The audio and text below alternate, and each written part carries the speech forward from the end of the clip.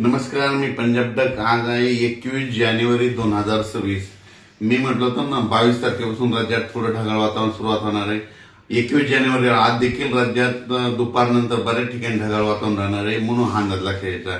21, 22, 23, 24 पर्यंत असंच राज्यामध्ये पूर्व विदर्भ, पश्चिम विदर्भ, दक्षिण महाराष्ट्र, उत्तर महाराष्ट्र, कोकणपट्टी, खानदेश सगळीकडे असं ढगाळ वातावरण राहणार आहे, म्हणून हा अंदाज सर्व शेतकऱ्यांनी लक्षात द्यायचा.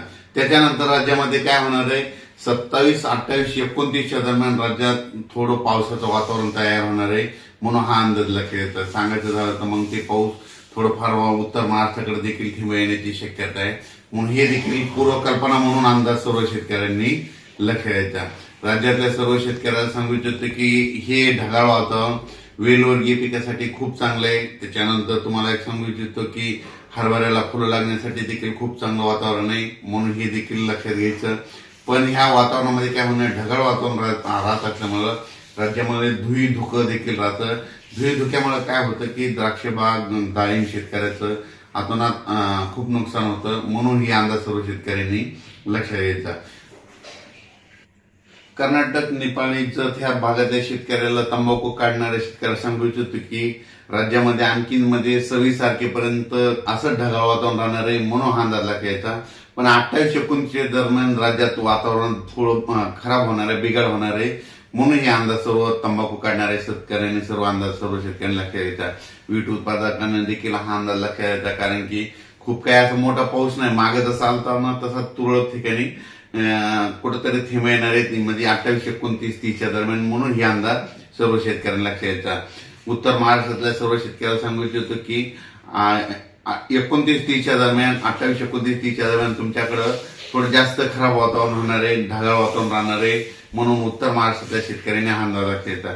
मग हे वातावरण कशामुळे खराब होणार आहे त्याचा एक तुम्हाला कल्पना देतो. काय झालं की वेस्टर्न डिस्ट्रिक्ट WD काय झालं, गुजरात, राजस्थान, पंजाब, हरियाणा, मध्य प्रदेश, उत्तर प्रदेश, तिकडे काय होणार आहे आता ह्यामध्ये 26 ते 30 दरम्यान, म्हणजे जानेवारीच्या शेवटच्या आठवड्यात त्या 5-6 राज्यामध्ये काही ठिकाणी बर्फवारी होईल, कुठं गारपीट देखील होईल, कुठं मध्य प्रदेशमध्ये, राजस्थान, हरियाणा, पंजाब, उत्तर प्रदेश तिकडे गारपीट होईल. पण त्याचा असर काय होणार आहे महाराष्ट्राला, मग ढगाळ वातावरण राहील आणि तुरळक ठिकाणी मग क्वचित भागामध्ये कुठंतरी थेंब पडतील, म्हणून हा अंदाज सर्व शेतकऱ्यांनी पूर्वकल्पना म्हणून लक्षात घ्यायचा.